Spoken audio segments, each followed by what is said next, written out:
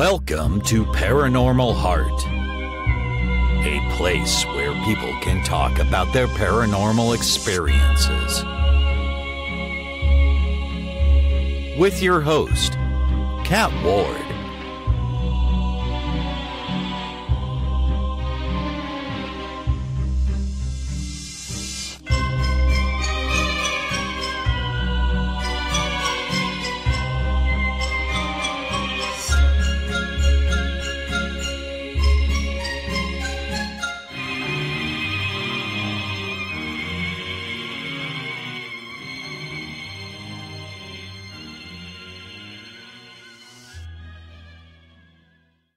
Hey everyone, welcome back to Paranormal Heart. I'm your host, Kat Ward. Folks, this is episode 5 already. And before I get to my next guest, I wanted to mention where you can find my show. You can find me at Podbean, Stitcher, TuneIn, iTunes, Google+, YouTube with Conflict Radio, as well as my own YouTube channel called Paranormal Heart. But look for the black cat logo, because if you just type in Paranormal Heart, it'll probably bring you to Conflict Radio. So on YouTube, just look for the black cat logo. And with that being said, that little kitty needs a name. So if you guys happen to have a name in mind, I'd really appreciate you letting me know. Maybe there'll be a Paranormal Heart mug in it for you for the winner. So if you wanted to send me your cat's name, you can send that at paranormalheart13@gmail.com. Okay, so my next guest, he is in Alberta here, and you've probably heard me talk about the Wainwright Haunted House that I was very, very fortunate enough to partake in. And my next guest, he is the mastermind behind the Wainwright Haunted House, and he has a few stories of his own that he would like to share with us. So please help me welcome Mike Comeau. Hey, Mike. Hey. How's it going? Good. Yourself? I'm doing good. Thanks for being here. Hey, no problem. Love to do it. So, you have some experiences that you'd like to share with us. Well, there's a few. Yeah, there's a few. Okay. I'm one of those type of skeptic people that, have to see to believe. And, well, I have seen, so I do believe in a little bit. That's usually how a lot of people are, a lot of skeptics until they actually encounter something, and then it's like, oh, okay, maybe there is something to it. Yeah, I never rule anything out. Yeah, keep an open mind on everything and anything. Yeah, for sure. So where would you like to start? I don't know. So I'm originally from Nova Scotia, Yarmouth County. I don't know. There's a lot of people might have heard. They have a series of books out. They're called Blue Note's Ghost Stories. And I think there's like 6 or 7 episodes of the book. I'm not sure. Yeah, I've been around a lot of places that are, there's a lot of paranormal activity that is out there that I have witnessed a few. One in particular that will always stick in my mind is I lived in a place called Salmon River, and my sister lived in a place, an old house on a hill, in a place where we call down around the S-curves. So one night about 2 a.m. Now, keep in mind, my sister and brother-in-law did not have power upstairs in their house at all. So about 2 o'clock in the morning, I'm on my way home, and I happened to, glance as I drove by their house and noticed a light on upstairs. So the next day, I went over for coffee, and I asked him, I said, when did you get power upstairs? And she says, we don't have power upstairs.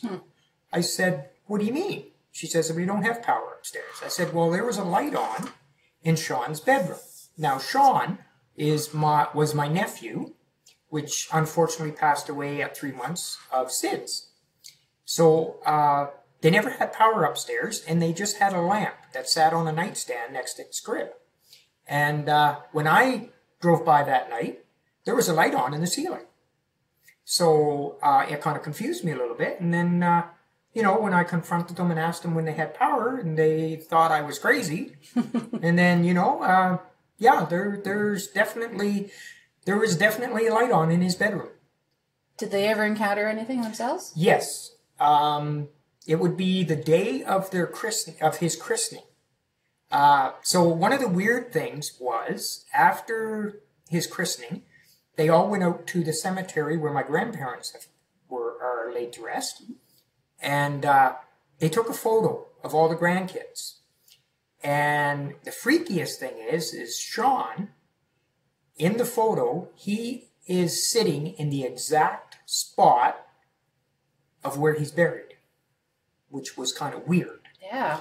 So after that, they all went back to my sister's place, sat around, and they were, conversing and, having a social or whatnot. And it was like a gust of wind opened the front door, blew through the house, opened the front door or the back door, and closed it on its way through. And it put goosebumps on everybody. Like, everybody just packed up and came to my mom's. They didn't want no part of that at all. That stopped everyone in their tracks. Yeah. But prior to that, one night my sister and brother-in-law were sleeping. And my sister was woke up because she heard voices in the house. So she heard it for a little bit, and then she woke up her husband and said, "Look, Robert, there's somebody in the house." So Robert sat up, and they both sat there for a few minutes listening. They could hear the voices but couldn't make anything out. They couldn't understand what they were talking about or anything, but they heard them. So my brother-in-law grabbed the closest thing he could think of, which happened to be a bat that was behind his bedroom door. So he proceeds to go downstairs. Front door is locked, back door is locked, all the lights are off, nobody around. He went out and walked around the house, come back in, there's nobody. So they got to thinking, and so we sat down with my mom, because my mom was into a lot of this stuff too, and we started, reminiscing back on things and occurrences that happened. And what it was is they figured that the voices my sister and them heard was everybody the day of the christening. Wow. Sitting down around. Some of the things that they could almost make out, kind of clued in after, you got sitting and thinking and whatnot. And those were the voices they heard, was actually them downstairs talking that day of the christening. That's really interesting. Yeah. I mean, it sent shivers. It's interesting when you hear a lot of things, you can see a lot of things, but you don't clue into it right away. Yeah. And you kind of have to, take the back seat and sit back and just, listen and think about it. And you'd be surprised at the answers that you come up with. Sometimes it takes a while for your brain to process what you just witnessed. Yeah, very. I have never, ever had a bird hit my windows. Ever.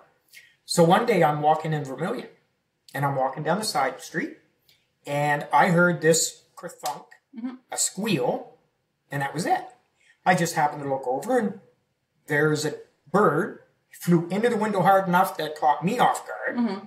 So I picked it up and set it in the tree. Never thought any more of it. 6 months later, my mom passed away. Wow. So I calculated back to the day that happened, to the day my mom passed away. It was exactly 6 months to the day. And for those of you who don't know, is classified as a forerunner. Yeah. So, yeah, interesting. Wow, I didn't even know that. No, there's some things I don't share. Yeah. But for those who don't know, forerunners, I haven't known one to be violent. They just predict or give you a sign of what's to come. My uncle, here's a funny story for you. So my uncle, I do believe, I can't remember, it's vaguely, I can't remember exactly, but I do believe it was a wedding that everybody was home for. So my uncle's brother came and was staying with, and we called him Uncle Archie.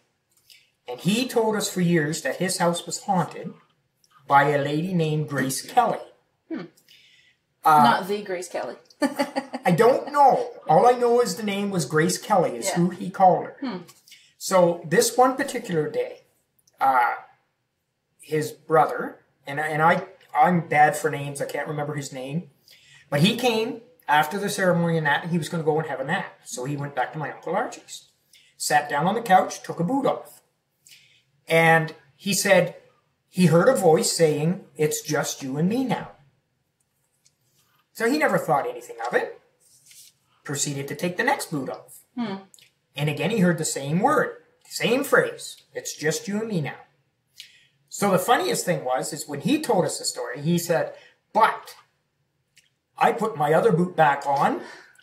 The third time they said it, and I quote, 'It's just you and me now.'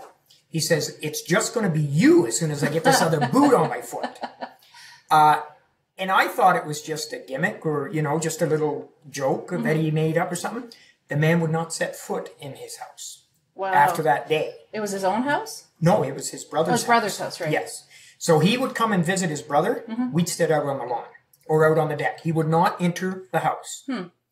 And I thought, okay. And then, you ask questions. So I was talking to my Uncle Archie, and he says, yeah, that would have been Grace Kelly.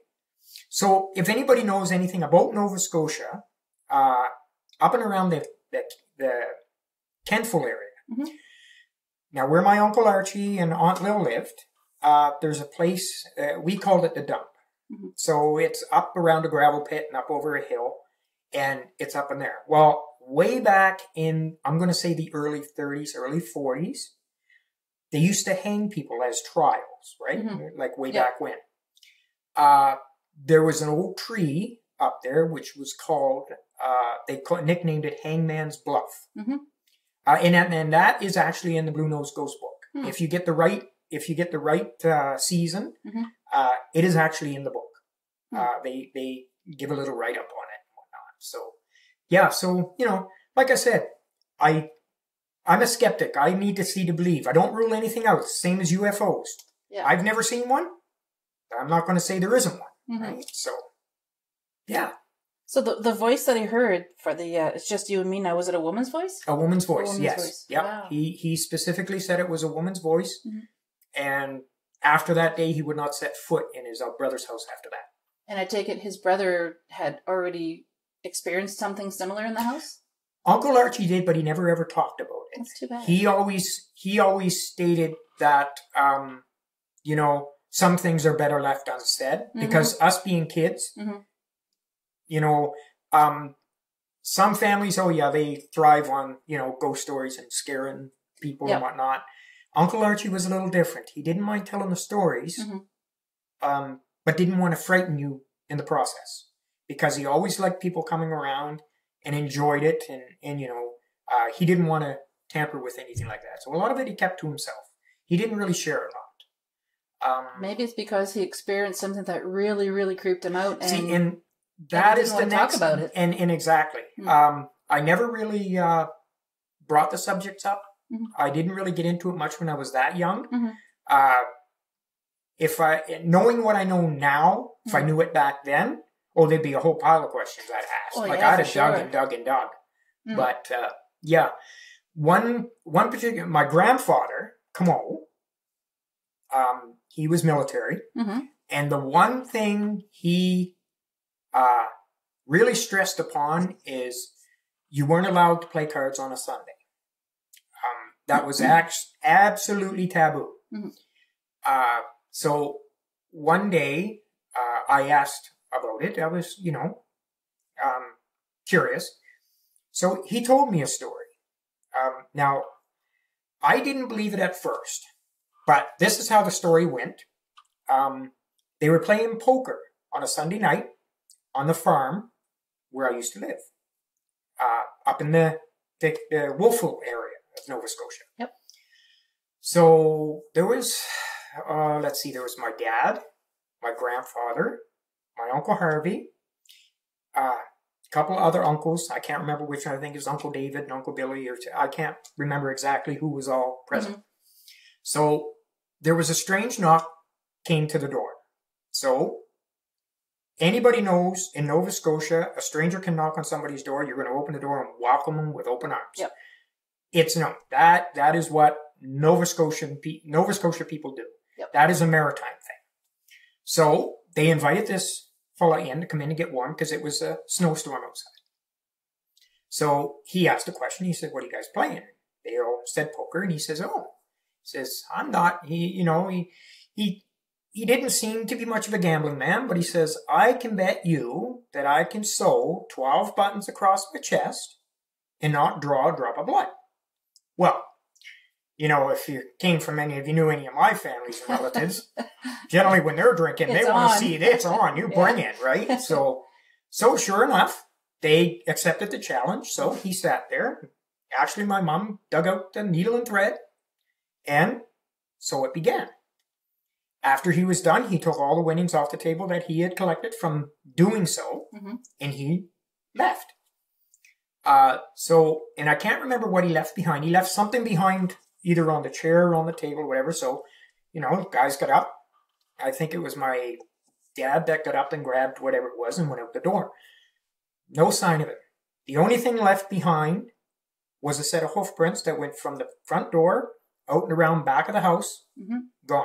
Hoof prints. Hoof prints. Wow. That is what I was told. Now, I didn't believe it at first until I asked my Uncle Harvey, my grandfather, my dad, and one of my uncles. All at random, once I thought back on it, all at random, and each one said the same story. So, you can be a little skeptic. I definitely was. Yeah. But my dad has never lied in a day of his life. My grandfather was military. Not going to happen. They were all drinking. Yes, I'll grant you that. Yep. But again, you got to see to believe and take everything with a grain of salt. So, yeah. I take it they didn't play cards on a Sunday again? My grandfather would not let you take a deck of cards out on a Sunday. He was really adamant about it. Yeah. I can still picture my grandparents' house.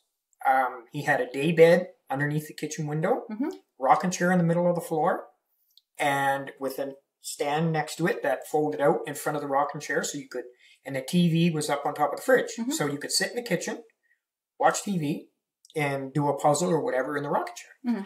And this one day, reached down, grabbed a deck of cards, took them out of the box, and my grandfather laid on to me like you wouldn't believe. Wow. Yeah, cards went put away. Ever since then, never, ever took a pair out. Never took a set of cards out on a Sunday when he was around. Yeah.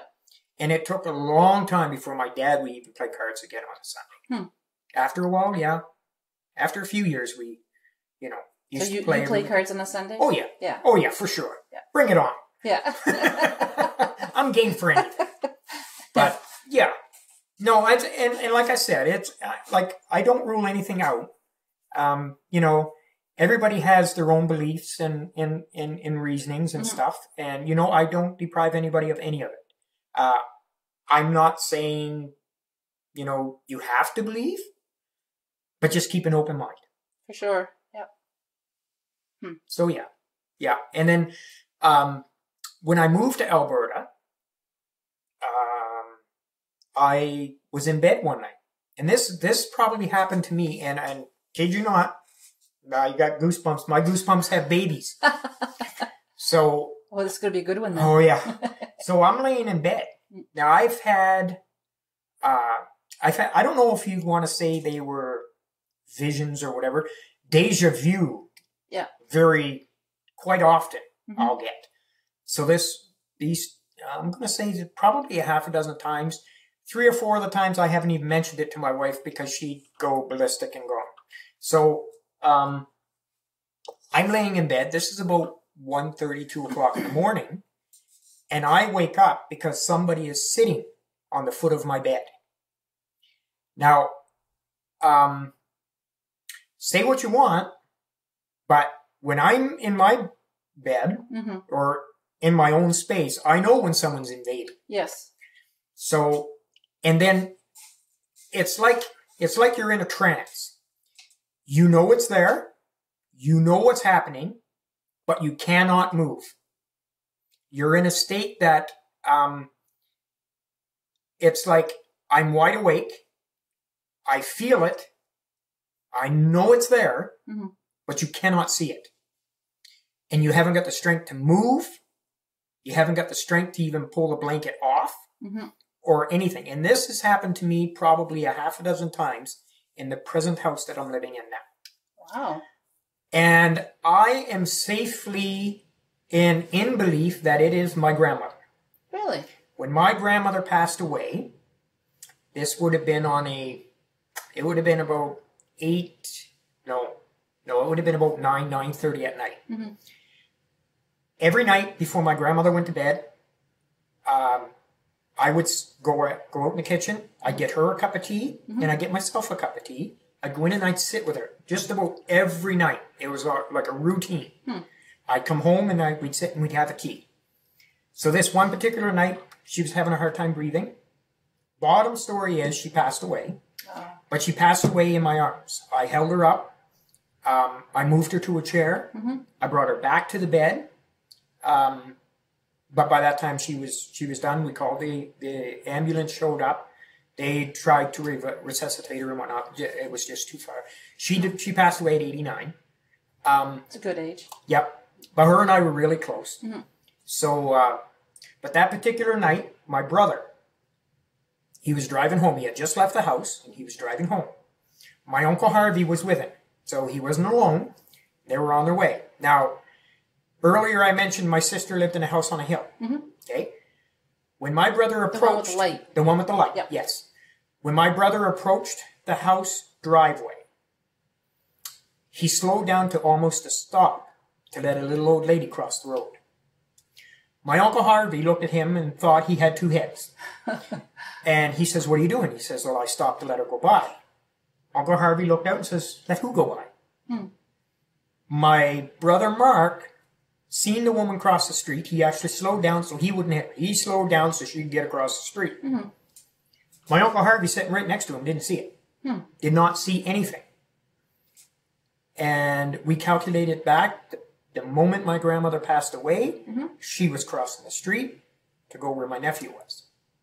The one who passed away for sins. That's what we're thinking. Wow. Like, I don't know, there's a connection there somewhere. I'd be darned if I can figure out what the connection is. So you think it might be your grandmother going over to see, what was the baby's name? Sean. Sean. Yes. Yep. So maybe to bring him to wherever. Whatever the case may be. Yeah. I'm not 100% sure. Like I said, just a lot of chain of events happened that you can't explain. Like, how often does anybody go to a cemetery and take a picture of a tombstone? Yeah. Right? This is just something that my sister wanted to do, just so that my nephew had some type of connection with his great-grandparents. And you could I could give you the names and phone numbers of those who were at the christening that can verify what I just told you. My stepmom, which is with my dad now, she'll swear up and down because she was there. like I said, I need to see to believe, and certain things will kind of understand it, but there's just parts that don't fit into place that still got a lot of connecting the dots to do. Right. But there is a lot. There is a fair amount. Like, Nova Scotia is noted for a lot of paranormal stuff. Yeah, the Maritimes. Yeah, the Maritimes. We lived in a town called Salmon River. Yeah. So in the Blue Nose Ghost books, there is one particular story that stuck in with me, and it has to do with the actual Salmon River. So in this episode, they talk about. There's been a few people. I don't know exactly. I can't remember. It's been a long time since I read the book. But there's a particular night or a time. Let me rephrase that. There's a particular date with a specific time that you go to the river, and a boat will come to the shore, and it'll be something dressed in a cloak. He'll put his hand out. You put a token in his hand. He lets you in the boat, and he's supposed to take you to a place where all your fame and fortune and riches is what you collect. Now, in the book, there is a number of people that have done that and has never been seen since. Like I said, a lot of the information you get, anyone who's interested in stuff like that, like I said, the Blue Nose Ghost books will give you a lot of stuff and a lot of paranormal activity that is in the Maritimes, and have been researched and documented and stuff like that. So, yeah, I'd urge anybody to read those books. Yeah. I'm going to have to look those up. I wonder if the local library has them. I'm not sure, but I do have 3 or 4 copies at home that I can let you, browse through them, look at them, read them. That. Thanks. Yeah. Every time there's a new episode or a new book that comes out, I usually get my dad to, find out where he can get it and purchase me a copy of it. I can't remember how many books I have, but there's a lot of stuff in there that is quite interesting. And right out your back door, you wouldn't even know it, unless of course you bump into it. Yeah. Yeah. So as I mentioned in the beginning, you have your hand in the Wainwright Haunted House. Yes. And how many years have you been doing it now? In Wainwright, I've done it here. This would have been my 10th year, so it'd be coming on 11 years I've done it here. Now, before I moved here, we used to do it back east in my mother's house. Now, we live in a house, it's probably 130 odd years old. So it's an old house on a hill. It suits. And what we done, and a lot of people say I'm sadistic. Well, I got it from my mother. So, I don't know how you sleep at night. She was twice as bad as I am. Oh. So, we used to empty out the bottom half of their house. Whatever we couldn't get out the door, we used as a prop. Like the couch we couldn't move, we used it. That was our coffin. We do a lot of them. But I mean, we used to run it. We had a lot of fun with that. Always did.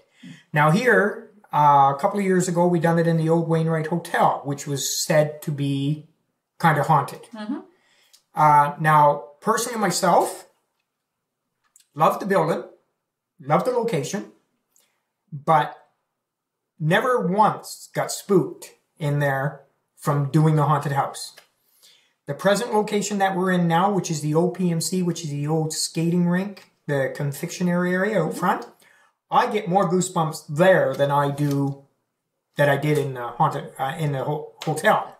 That's supposed to be really, really that's haunted. Really supposed to be really, really haunted. Yeah. It's the same. Like I said, I never got any vibes from the hotel, and I spent a lot of long hours there. Same as I do in the old PMC building, which we're in now, and sometimes I will scare myself. So yeah, and I think it has a lot to do with being in an enclosed area. Because over in the PMC, we're in a smaller building, so you're a lot more congested, a lot more enclosed, whereas the hotel, you're wide open, right? So, yeah, it's different. And for those of you who don't know, the old Wainwright Hotel has been gutted. There was a bad fire back in 1929, took out most of the town. If memory serves, it even took out the fire marshal's house, as well as a fire hall. Yes. Yeah. Yeah. And so they rebuilt the hotel, and they decided to use continuous poured concrete, which back in the day was unheard of, because logistically it would have been a nightmare trying to get it here. Yeah. Because back then everything was pretty much built by wood, or cinder blocks or whatever. Mostly. Yeah. And so they decided to put it in continuous poured concrete because they figured if there's going to be another fire, it'll withstand it. Yeah, it'll withstand it. So I don't know when they got it. It's a really, really old building. Love the building. It's beautiful. And it's just over the years, it needs TLC. They need some funding to bring it back to life. Yeah. But their plan is they're going to be rebuilding it. And they keep having fundraisers to try and get money because it's going to cost under $2 million, I think, just to bring it to code. Yeah. So this building has been gutted. There's no walls, not very many inside walls. There's no wiring. There's no plumbing, nothing. It's gutted. So if... It was ideal for what we did. Exactly. Because we could do anything in there. Yeah. but it so it's was big like open space. Big open is space. What I was trying to come up 3 with. floors of emptiness. Yeah. You know, Plus the basement. Plus the basement.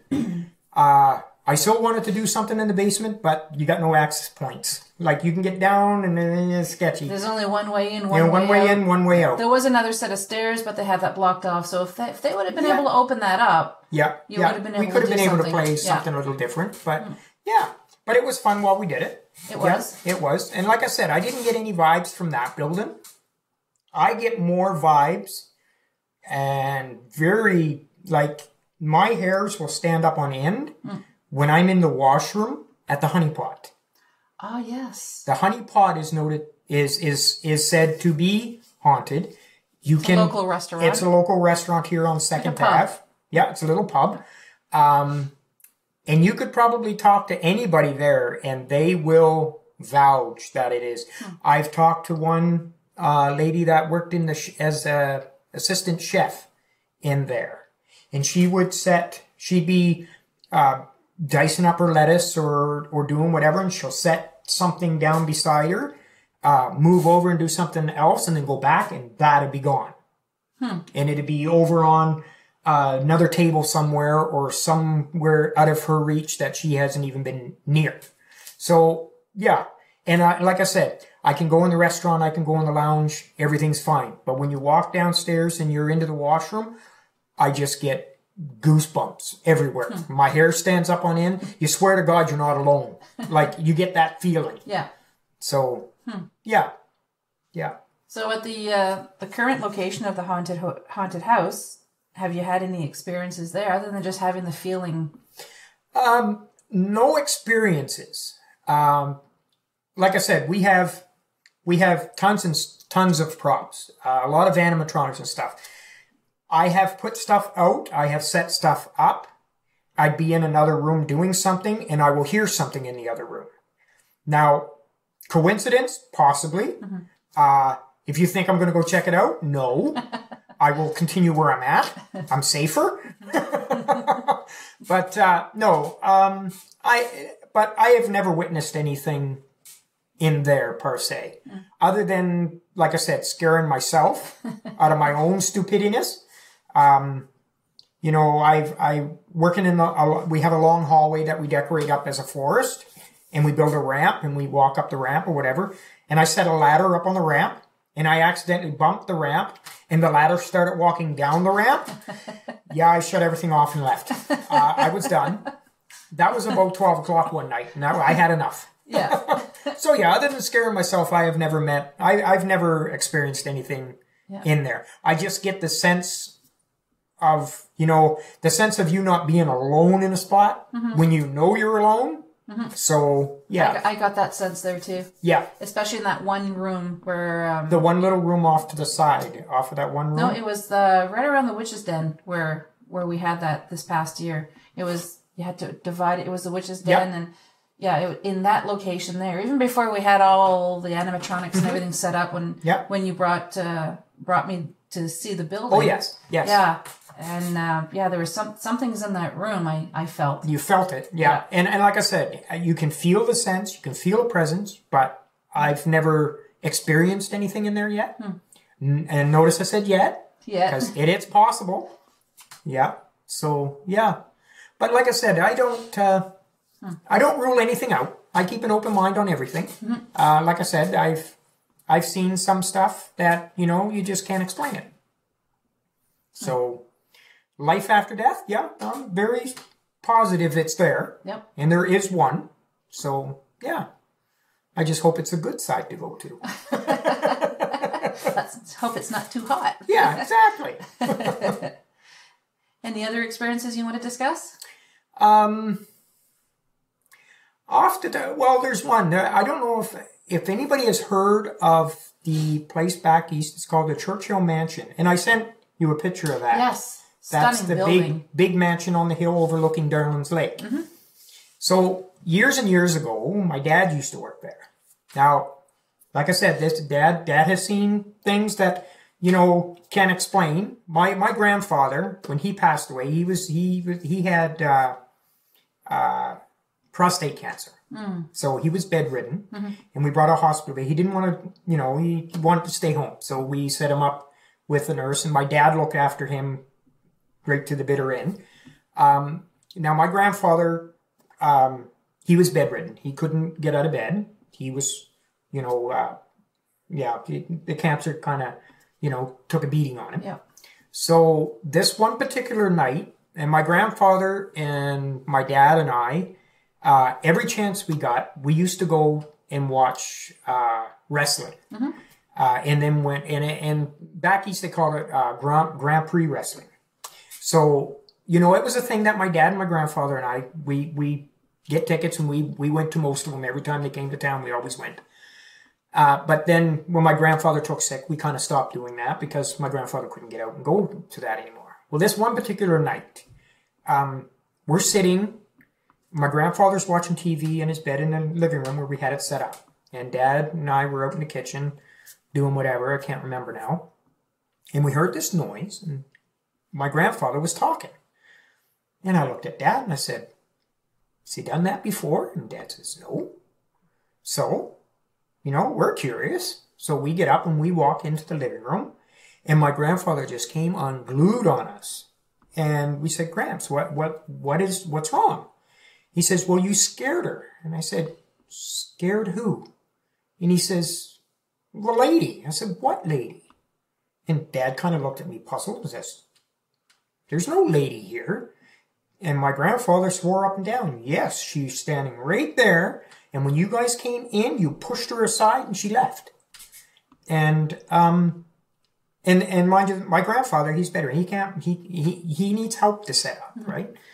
And when we walked in the room, he's sitting up in his bed, talking to this so-called lady. And we figured, so we explained it to Mom. And Mom, like I said, Mom was, into a little bit of this stuff and whatnot. And as near as we can figure, we figured that my grandfather was talking to his mom. That's interesting. My grandmother, so it would be my great-great-grandmother, I would imagine.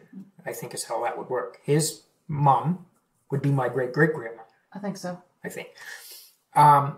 Always wore a dress. Like, you never seen her in shorts. You always wore a dress. And my grandfather, when Dad asked what she was wearing, pretty well described his grandmother, like my great-great-grandmother, in a wedding gown. In the exact wedding gown she got married in. And, Dad being skeptic, toss it off until he talked to Mom and they situated. And yeah, that's near as we could figure. That's who we kind of figured she was talking to. He was talking to was his mom. But anyway, getting back to the Churchill Mansion part of it. So my dad, a lot of houses back east, they have what they call a widow's walk. Yep. And for those of you that don't know what a widow's walk is, it's basically way up on the very highest point of the house. There's a glass room. And windows all the way around, and that's what they call a widow's walk or a widow's watch. Either I've also heard it referred to as a widow's peak. Widow's peak as well. Yes. So my dad used to be a caretaker at this place, the Churchill Mansion, and sometimes when I would get off of school, I'd have the bus drop me off there, and I'd wait for my dad, and I'd go home with my dad, and I'd help him do yard work or whatever. So this one particular summer, Dad was out on the front lawn cleaning up some shrubbery or whatever. I'm not 100% sure. And he asked me to go get a tool out of the tool shed. I said, okay, I can do that. So he says, just go around the house. He says, and there's... And the old style doors, the old style basement doors where you lean over and you grab the two doors and you open them up and you walk down the basement. Okay. So that's where I had to go to get this pruning shears of some sort. I can't remember exactly what it was. Sort of like a root cellar door? Kind of like a root cellar, yep. So the door was already open, so I didn't have to worry about it. There was no wind. It was a beautiful summer day. I proceed to go in, go down, inside to get the pruning shears that my dad wanted. I got to the bottom steps and the 2 doors closed. Oh. Yeah. So ever since then, I've never set foot near the basement of that building. Mind you, it didn't take me long to get out of the basement once they closed. Imagine. I don't even think I grabbed the shears because I think Dad had to go get them because I would not go get them. Can't say that I blame you. No. But like I said, there was no wind. Dad was the only one working. Benson, which would have been his name, that owned the property, he was in town picking up some supplies for Dad. So Dad and I were the only ones there. And there was no reason for them doors to close. Because when you open them up, they open up and they basically lay right on the ground. Right. Right? So they're open right up. And they're probably pretty heavy too. Well, they weren't heavy. But, you know, you had to, they were heavy enough that you knew you were closing them. Yeah. But for unknown reasons, how or why they closed, we couldn't figure it out. My dad kind of got ugly at me because I didn't bring back the shears. And after I told him that, he says, well, it's just the 2 of us. There's nobody here. I said, yeah, well, you tell yourself that, because I'm not going in there. Which probably made you even more freaked out because if there's nobody there, who the heck closed the doors? Who closed the doors, right? Now, in the Blue Nose Ghost books, and I don't know what episode, right across the street from the mansion was a farmhouse, an old farm place. It had some barns, and I do believe it was like years and years ago when they built the place. It was where the employees would live or stay or whatever. And apparently, for unknown reasons, I'm not sure why and how, or all foggy now, one of the employees hung themselves in the barn one afternoon or whatever. And whatever the reason was for it, I don't know. I'm kind of skeptic on that. I'm kind of foggy anyway. And they believe it's him that haunts the mansion because he was an employee there or at one time or whatever. But the one particular day, my dad growing up managed a dairy farm. I've seen him wrestle cattle to the ground, right? So, I mean, he's not weak, he's not scared, and he'll take on anything and anyone. Right. My dad was always a tough one. This one particular day, he came home early, and Mom asked him why, just ran out of work to do or whatever. And Dad says, nope, just seen something I didn't want to see, and I left. Oh. But what it was, and it took a while to get it out of him. It was a couple of weeks before we found out exactly why. But what it was is this one particular day he was working at the mansion, and he was way down in the far corner. The mansion was locked. Dad has the key. And he did he pretty well took care of the place while the owner was off doing whatever. And when Dad was working, if he needed something in the building, he'd go and get it or whatever. He happened to look up this one day, and up in the Widow's Walk was somebody in the Widow's Walk. He couldn't make out male or female, but all it was is they were up in the Widow's Walk, and they were walking in circles, just walking around up in the Widow's Walk. And Dad said he watched her for a good, whoever it was, for a good 15, 20 minutes before they disappeared. And shortly after that, that was when my dad was done. He finished off, I think, that season, and he never went back. And it takes a lot to scare my dad. Dad was solid as a rock. Growing up, I can always remember certain things that, and yeah, when he told us that, and he left the premises, and he said, he finished that season and he never went back. So it takes a lot to scare my dad. Yep.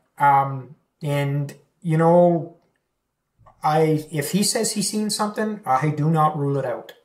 I've never lost faith in my dad ever. And if he says he's seen it, he's seen it. Do you think after that he believed you with the doors? Oh, yeah. Yeah. Yeah. After that, he didn't blame Like, no, he really seen the light after that. Right. Because, I mean, and I just looked at him and said, Dad, seeing is believing. Right. Right? And, you know, I was close with my mom and dad, not with my other siblings. I only have one sister that I, you know, communicate a lot with. The other ones I don't talk too much. But if a person ever did get a chance to talk to them, I guarantee they've probably have seen stuff as well, other than myself and, you know, my sister and mom and dad. But, you know, Dad did say one day, like, you know, getting to the part where we mentioned UFOs and whatnot. Mm-hmm. I know once, and it's shady. I can't remember the full story, but it boiled down to my dad and my brother and one of Dad's sisters were running home because they were being chased by a light. Now, I don't know. I didn't, you know, I didn't really ask questions too much about that. But I do know vaguely sometimes Dad would bring it up and he'd mention it. We'd be talking around and, you know, talking with friends and stuff like that and telling stories and whatnot. And every now and again, that story will pop up that it would have been my dad, Uncle Sonny, and my Aunt Mary walking home one night and got chased by a light. Do you know how big the light was? Did they ever say? They didn't really say how big the light was. Mm-hmm. They just said it was getting closer. So the closer it got, the faster they ran. Right. Right? Like, and, you know, like I said before when we first started the pod, you know, seeing is believing. Take it with a grain of salt. Right. Nobody says that you have to believe, but just keep an open mind. Right. Right. So, yeah, it's interesting. And like I said, a lot of things that we take for granted, if you really think back on them and start putting, you know, well, this happened at this time, and you try to connect the dots, so to speak, you'd be surprised what you come up with. You'd be surprised what the answers would be. Which would creep out a lot of people. Would creep out a lot of people. Like I said, I sat in my grandfather's living room. Like, I would spend every weekend. I could not get...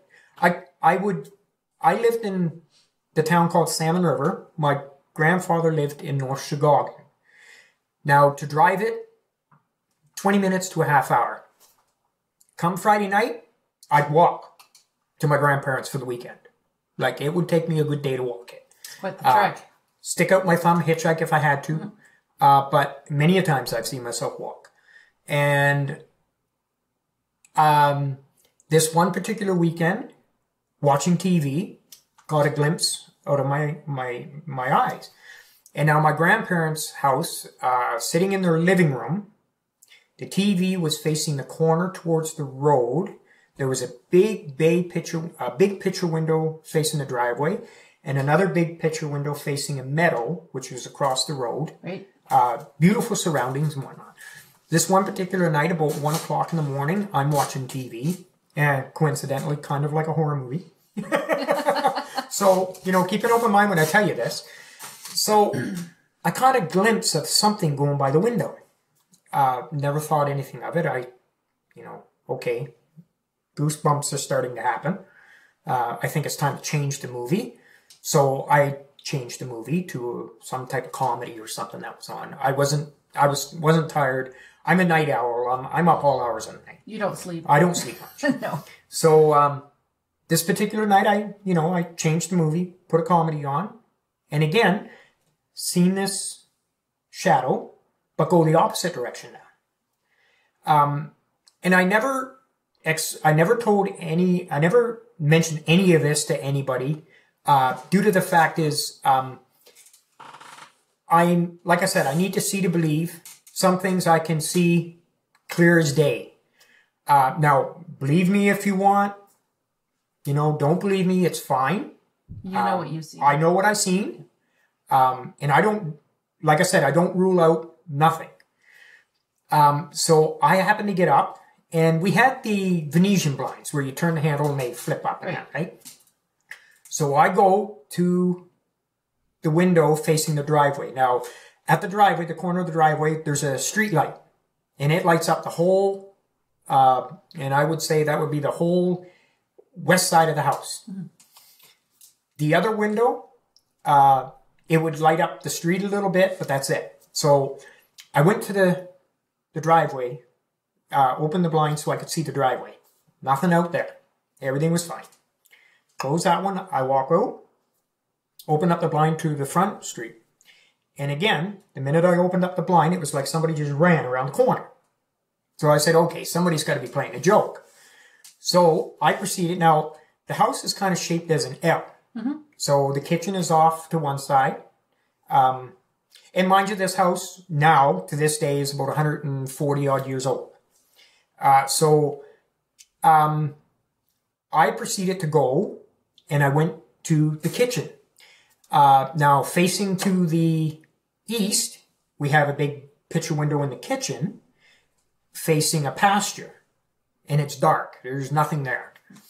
So I happened to look, and to the left of my eye, there's kind of like a glowing. Never thought in here, I'm saying, okay, somebody's got a flashlight. Because, I mean, it's kind of weird that that house is in the dark, but there's something glowing over there. Right. So I go to the front door, which is on the corner of the L, the way the house is located. I open the door, and it's a screen door, a storm door, we call them. Yep. And no sooner do I open the door, and basically now this is what I seen. I told you about the two doors going into the basement. Mm-hmm. Okay, basically I saw one person open a set of doors. There was 6 people carrying a coffin. And they proceeded to the doors and down in the basement. Down in the morning. This is 1 a.m. on my front lawn. Yeah. And I'm going to say I was probably 14, 15 years old at the time. And this was when my grandfather had just passed away. I didn't go to the funeral. I couldn't. Didn't want no part of it. Too close to my grandfather to go through that. So, but I opened the door and I saw a gentleman open the 2 doors, and I would call it 6 pallbearers carrying a coffin would enter the doors and walk out of sight. And then the gentleman that opened the door walked in the steps, grabbed the door, and closed it behind him. And then I never seen anything after that. Do you remember how they were dressed? Would it have been modern? It would have been modern from that year, from that. So I would say it almost looked like the gentleman that opened the door was wearing a cloak with no hood, just a real baggy cloak. And I would say carrying a Bible because he had something in his hand. Couldn't make it out. Wasn't really. And it's when you get into that spot that you actually see something like you freeze. You can't move. You can see it happening. Just like you can see the back of your hand, but you can't move. You're kind of shocked and frozen. And the only time you can move is once it's passed. But there might be a part of you too that says, if I move, they're going to see me. Yeah, very possible. My own theory of that would have been when my grandfather passed away, and that would have been his funeral day. Because they carried the coffin because he passed away in the wintertime. Yep. So they carried the coffin, they opened the big doors, and they kind of put him on ice, I would imagine, or however they do it in the wintertime. Back then, I don't know what they did. Right. But personally myself, I think it was my grandfather when he passed away and the pallbearers carrying him off to his resting place. That's what I believe. Not saying that's what it was. But it freaked the hell out of me. I would imagine. And I think the only one I ever mentioned that to was my mom. And she says, I wouldn't worry about it. Your grandfather never hurt you when he was alive. He sure as hell ain't going to hurt you when he's dead. Right. So, and nothing was ever brought up after that because I kind of let it go its own way. Yeah. And then that was probably the biggest thing I've ever witnessed, as in seeing anything. And again, that to me, I don't even know how to explain it, if it was like a forerunner or if it was, proving that there is life after death or whatever the case may be. I, to this day, don't understand why I seen it. I to the life of me do not know. Sounds like it was what we also call residual. Mm-hmm. Or it could be maybe your grandfather wanted you to know that what had happened since you weren't there. Yeah, yeah, it's yeah. So many speculations. Oh yeah. There's so many answers that there's so many things that it could be, and so many reasons why it could be. But it was just a part that the thing I don't understand is how come I seen it, and like I said, I have no witnesses. I was by myself. It was 1 a.m. I was watching a movie. Right. Like I did every weekend when I went to my grandmother's. And I slept up in the hallway. They had a day bed set upstairs in the hallway. I slept in the day bed in the hallway with a light on. Because back then, me in the dark didn't get along too well. But yeah, it's just different. It's just something that I can't explain why. I know it happened. I seen it happen. But to explain why and what it was, that's the closest I could get to it. Do you remember if there were sounds with that too? No sound. No sound. No sound. It was quiet. Did it look like they were talking and you just didn't hear anything? They were just walking? It was just walking. I couldn't even make out their faces. Like it was just like, it was kind of like a blur. And I don't understand why, and it almost like they glowed. Like I said, when I looked in the picture window from the kitchen, that area where they were, it kind of had a glow, and I figured somebody had a flashlight. Right. So I never thought anything of it. I said, I'll go open the door and see who's on my front lawn, right? And that's what I seen. And they kind of walked out. They kind of walked parallel to the street. And yeah, I just don't know why or what. And your mother's response almost kind of tells me that she was a believer and maybe she's witnessed stuff because she says, don't worry about it. Yeah. Oh yeah. I know Mom had witnessed growing up. She's walked by houses that, there's one particular house in Chabot Point where my dad used to work and they used to live out there. About between 11 and 12 at night, they'd walk by the house and they'd hear dishes break. Which freaked my mom out. But like I said, my mom passed away, it'll be 8 years ago on Valentine's Day, we buried her. Oh. And she's told me of places that she's gone that, heard dishes breaking, furniture moving, loud bangs and stuff like that. A couple of houses. And the one particular house that she's heard it from was abandoned. Nobody was in it. Windows were broke out of it. It was just an old house, dilapidated house. And she said every time they went by that, they were not walking. They were like, the minute they hit a certain point, gone. They're, full bore running because they're not sticking around. Yeah. And, there's... Don't fail me now. Yeah. But like I said, our family has a history of paranormal activity. You could talk to probably any one of my siblings and they will come up with something that I'm almost positive they have seen or they have heard. I cannot believe that it's only me and only my dad and only my mom. Right. Or same as my sister and my brother. I'm from a family of 11. My mom and dad raised 2 more, which was my nieces and nephews. So there was 13 of us all together. There's no way just half of us seen something. I'm almost positive the others have heard or seen or of some sort. It'd be interesting to find out. Yes, it would be. Do you think some of them would actually admit it, or? I would say yeah. I just due to the fact of the history that our family has, I would say yeah, they would probably admit it, and they could probably tell you, one particular one in my family would be David. I'm almost positive he would tell you something. Another one would be my sister, my oldest sister Anne. She'd be able to tell you something she's probably seen or witnessed. And they're all in Nova Scotia. They're all live in Nova Scotia. Yep. Yep. Interesting. Oh yeah. Yeah. Yeah. The Maritimes definitely do have Lots of paranormal activity and even UFOs because Shag Harbor. Shag Harbor is a hot spot for that. Yep. Yes. Yeah. And again, any of these Blue Nose Ghost books, if you can get your hands on them and read one, it will tell you Lunenburg County. There's a few spots in there. Believe it or not, Citadel Hill is in one of them. Halifax. Yep. I've been there. Yep. I've been there, yeah. Yeah. It's very eerie, isn't it? Yep. Very. Another one, Anna Green Gables, Grand Prix, or I can't remember exactly where. That's another spot. Like I said, Kentville has a few places. Yarmouth definitely has a few. Shelburne County is another one. Yep. Digby.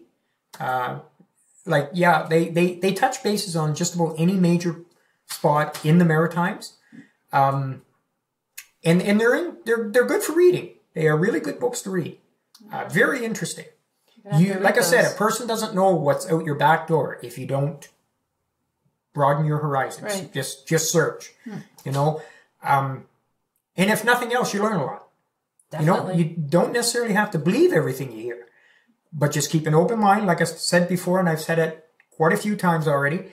And you'd be surprised at what you come up with. If you don't believe, it's very interesting to find out. Yeah. And the one thing you can always rest assured on, talk to somebody who lives there. You'd be surprised. And primarily the elderly ones, because they're the ones that carry a lot of stories on their shoulders. Yeah. And you'd be surprised what you hear. Elderly people like to talk too, if you just give them a chance. Give them a chance. They love it. They love it. And I'm almost positive you'll get the odd story that'll make your goosebumps have babies too. That's awesome. Yep. Well, thank you very much for being here, Mike. I really appreciate it. Oh, you betcha. Your stories were very interesting. Yeah. No, you betcha. Great. Never a dull moment. No, for sure. So, thanks again. You're welcome. You take care. You too. Folks, before we end the episode, I'd like to give a shout out to another podcaster friend of mine. His name is Dr. David Perrodin. He has a wonderful podcast that's very informative called the Safety Doc Podcast. Dr. Perrodin is a safety consultant as well as an author. He discusses safety preparations and crisis response and prevention. I first heard of him on another podcast with Jim Mallard on the Mallard Report, the fastest hour in paranormal talk radio. He was such an interesting guest. I really had to look up his show, and I've been hooked ever since. I highly recommend his show. You can find it on Podbean, YouTube, and you can follow him on Twitter. Again, that's Dr. David Perrodin, the Safety Doc Podcast.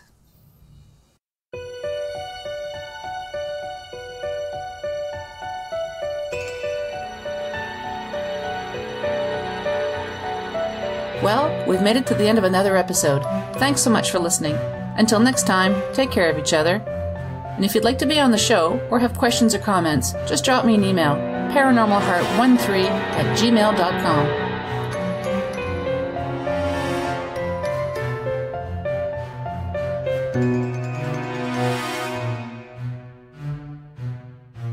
Paranormal Heart would like to extend a special thank you to PurplePlanet.com for supplying the music for the show.